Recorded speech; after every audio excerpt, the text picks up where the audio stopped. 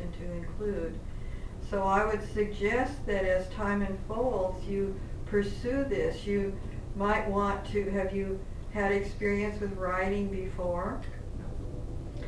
There are wonderful classes out there for writing books, memoirs, non-fiction type material that gives you information on how to make it into more readable material so it isn't dry.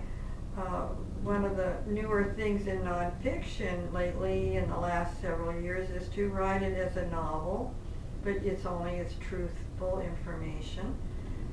So instead of keeping it, so to speak, dry, it adds more storyline to it. And I would suggest that he was such a lively, rambunctious, alive person, you would definitely have a terrific story to write. Marilyn at one time wanted to tape record his telling his stories, and it never seemed to quite come together, but you have material that you can organize and creatively put together with maybe some help and assistance. Letting it flow and learning how to put it into a basic structure so it's readable. And people, in hearing about David, I think would have a wonderful experience by just sharing the stories. And it would be a wonderful asset to people's lives to hear more about his exploits. He was such a unique person and such a wonderful follower of God's love. That man didn't have a negative bone in his body. and he was a beaming light and always inclusive of everybody, very kind and helpful. Always had positive things to say, very cautious about saying things that might be otherwise added to so many people's lives. I think it would make a marvelous book. I must have had many past lives with him, or a real big connection, because I've known him for years and loved him since I was in my 20s. Yes, you were quite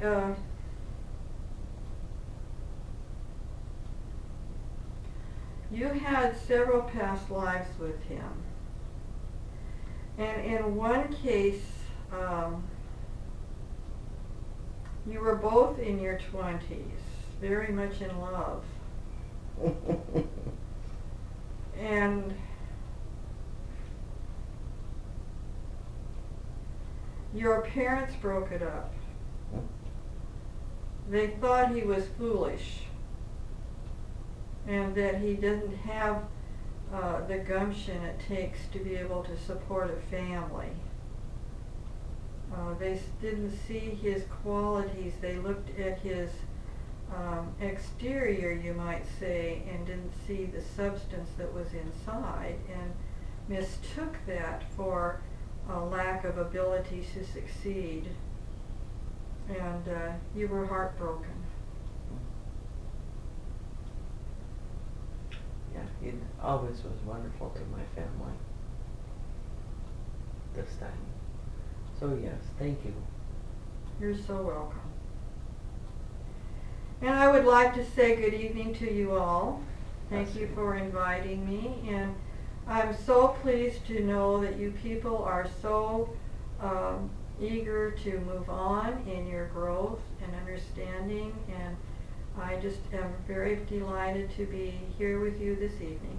Thank you so much. Thank you for coming, John. And you're so welcome. Goodbye. Goodbye, John. Good evening. Hi. I am Archangel Ariel. Well, welcome, Ariel. And I haven't been here for a while, but I just wanted to pop in and tell you my blessings. I just really enjoy doing that.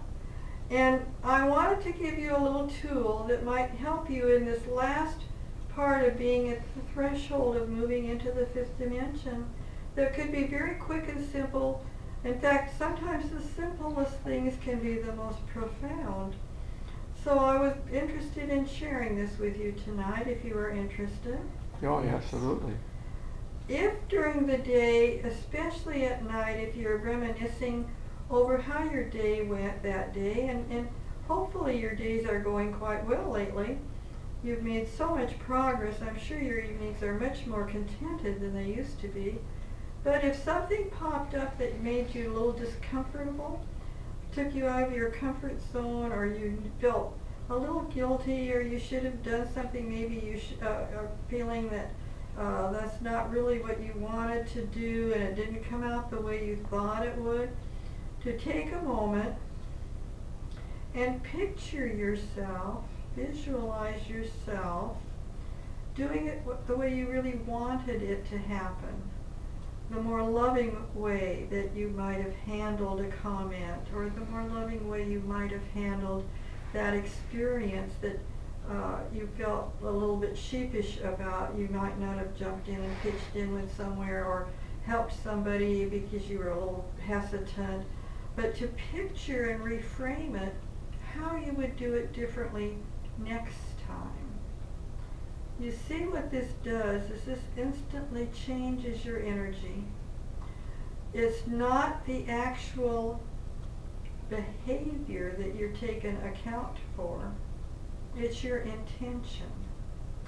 And when you change your intention by visualizing doing it a different way, a better way of what you more wanted to achieve in that situation with that person or that experience or that lesson that was in front of you, and you say, oh gosh, I really needed to do this, or I shouldn't have said that, or I'm feeling like I put my foot in my mouth, which we all do at times, to visualize how you would do it differently next time, and you will immediately change your intention.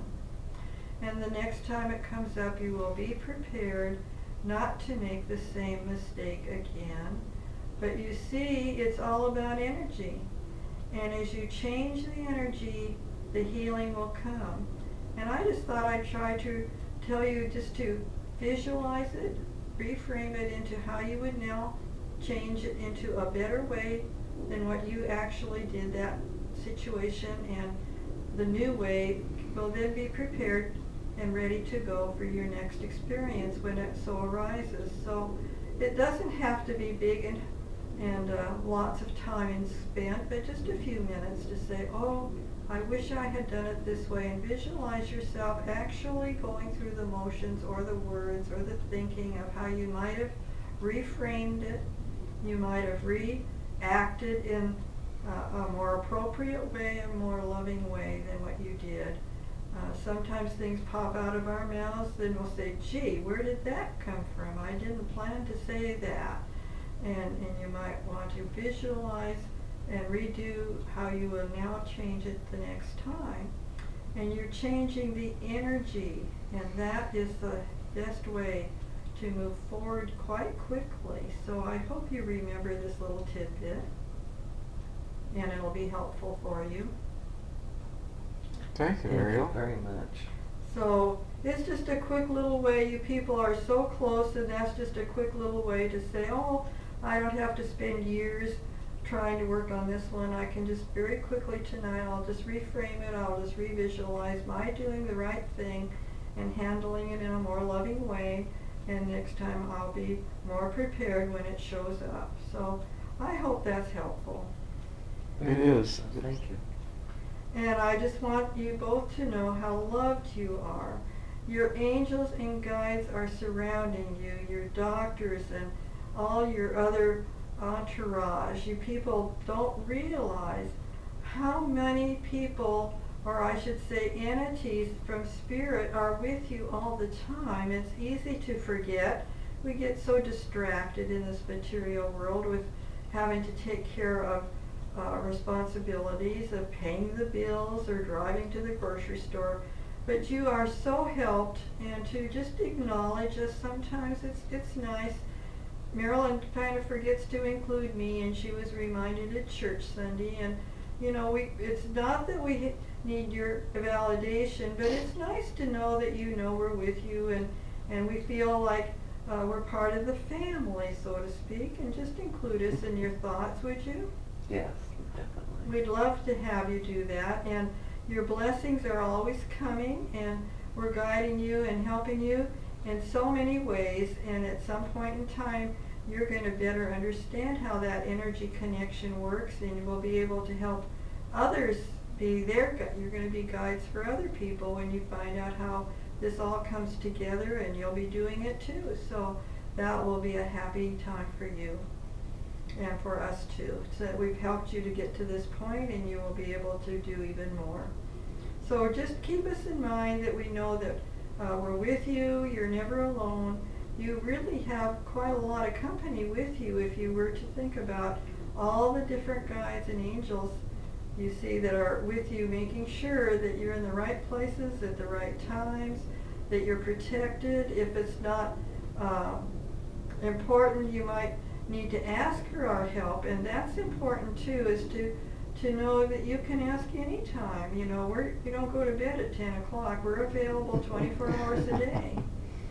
So anytime you feel the need to say, oh, I'd like a little company tonight, I'm all by myself, or I need a little cheering up, or would you just, you know, kind of hang out with me tonight, or go with me in the car, or whatever, you know, we're glad to be with you anytime you want us. So just ask.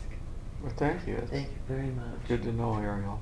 And have a very pleasant evening, and know that you are loved, and have a very loving evening. Good night. Thank you so Good night, much. Ariel. Well, I just want you to know this has been a great evening. I just am so tickled with this calendar Marilyn got, and she's just having a good time. The pictures are old pictures of Elvis, but you know, that man had a heart of gold, and so many people just did not understand him often, and it was just a shame that when things happen like they do, but you know, he helped so many people with his songs. That's a spiritual talent, you know. If music raises your vibrations, and think of all the people he touched. And so even though he had his difficulties with medications, his heart was always in it. And he touched many people, and I guess that's what I like him, is that his music still sings on. People are still playing it, and I still swoon. I love him, and I guess I always will, but I'm going to go for now, and you guys have a really great time tonight. Talk to you later. Toodaloo. God bless you. Toodaloo.